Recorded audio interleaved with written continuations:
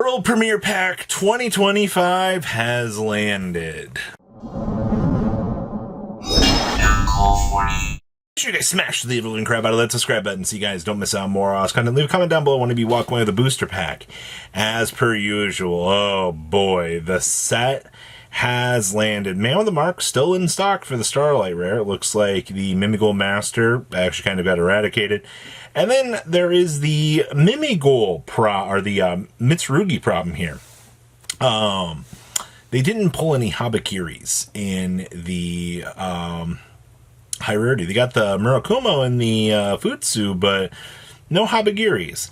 That's interesting. And then we have these EX. These are the replica cards for the world stuff. I actually do kind of care about these if you are a little bit of a collector for the replicas, but both of these gone, surprisingly. Now, the secret rares.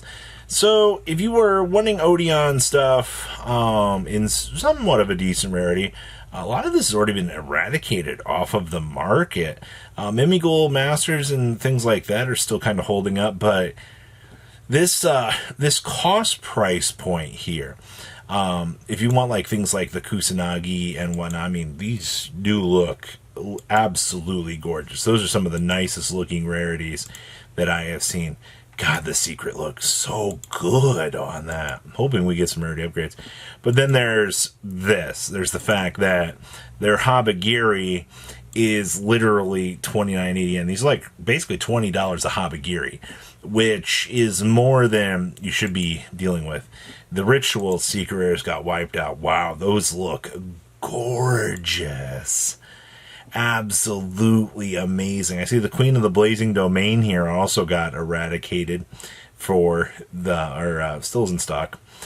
Queen coming in down here at 500 yen as well. Necroquip also the 500 yen. And then guess what? The ultra rare Habagiris. Yes, you do have to pay the premium in the OCG if you want this. The fact that this is 1980 yen and these are 1480 is crazy. And then super rares, you know, you got to get the rituals, you've got to get this, and then you got to get the bits and pieces in super too. Meanwhile, rares, I mean, Bot Herder and the Draco Zombie are very, very cheap. And the rest of this just drops down. Great Purifications, nothing.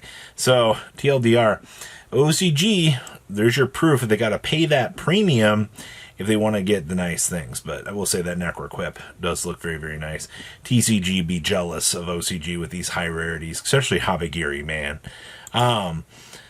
Well, I guess I shouldn't say that I'm surprised about this because Marksman King Tells just got eradicated. Like, these are the MP16s just don't exist. You have one listing with a picture for the Korean version. Your sales data on this, $10 and $10. It actually has happened. And then, of course, Marksman King Tells for Clash of the Rebellions, you can get, what, $10 copies? And then French versions are coming in at 11s, which is so crazy to think about here, that this is what you're actually seeing in terms of DDD stuff just going up through the roof. That because hype is being generated for this deck. People are realizing, oh, hey, you know, this deck is actually competent and decent. So, you know, people are starting to just want to pick this up. Also, these are low rarity cards. Abyss King Gilgamesh, this is also hilarious to me.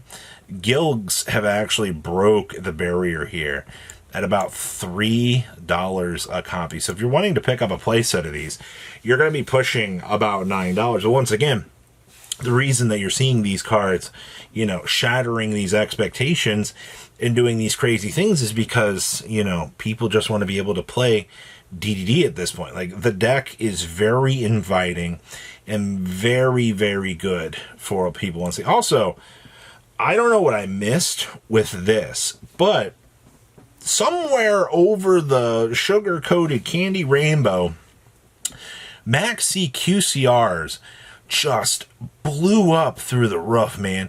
Like, just, what is this? Not even, we had like a market price of like $48 a while back on 45, 48, you had some at 80s, some at 69s.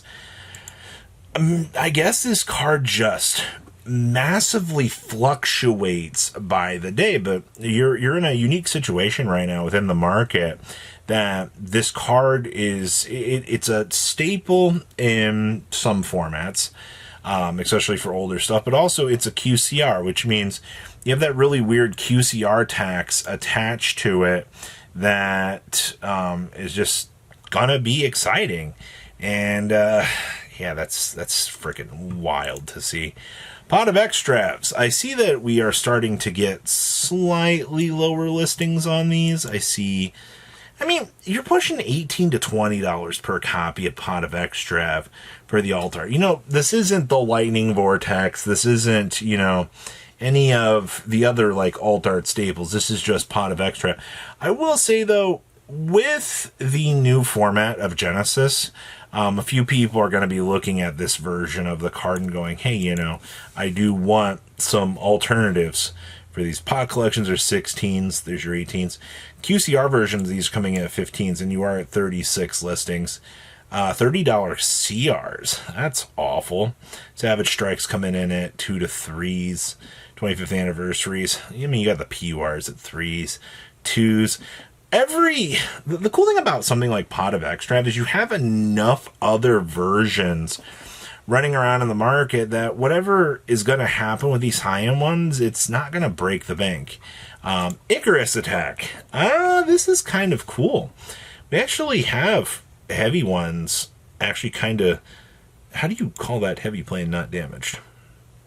Huh. Well, that's damaged, but I guess we're listing it as heavy play. Interesting. Those just sold in the... Okay, maybe, I guess seller pulled those off of the market. We actually just had some mod plays sell at $206. That's interesting. I didn't expect to see actual listings shift that fast in Icarus Attack, but all right. We also have good old Pobler. With all of this initial hype that kind of came out with the new list, Pobler has definitely been a consistent little piece along the way, just to kind of see how it's doing along the market. Sales data 58, 62. We've actually had no recent sales on this guy, so looks like we're pretty cruise control on that front. The World Legacy World Chalice.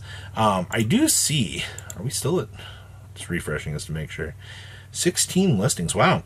So there is the discussion, about this card being usable in Orchest, just to be able to kind of toggle through and help you. It's still a $4 to $5 card, and it does continue to kind of escalate on up along as time goes on.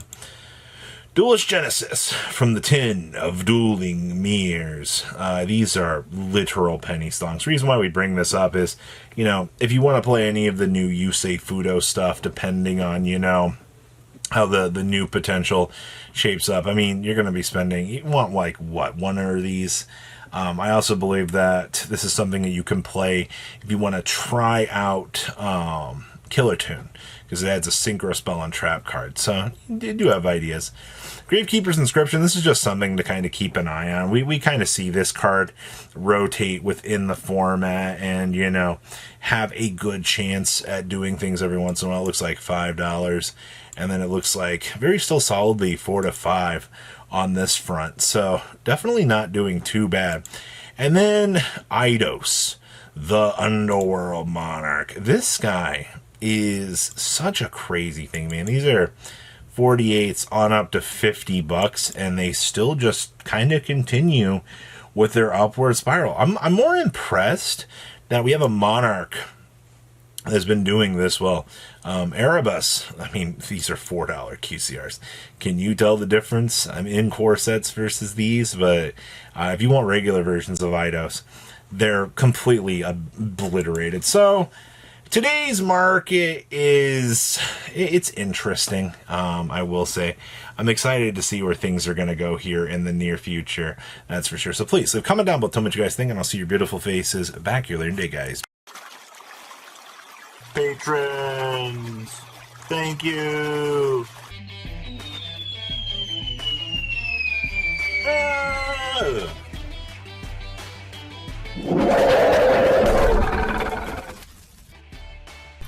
Thank you so much for watching. Check out these other videos.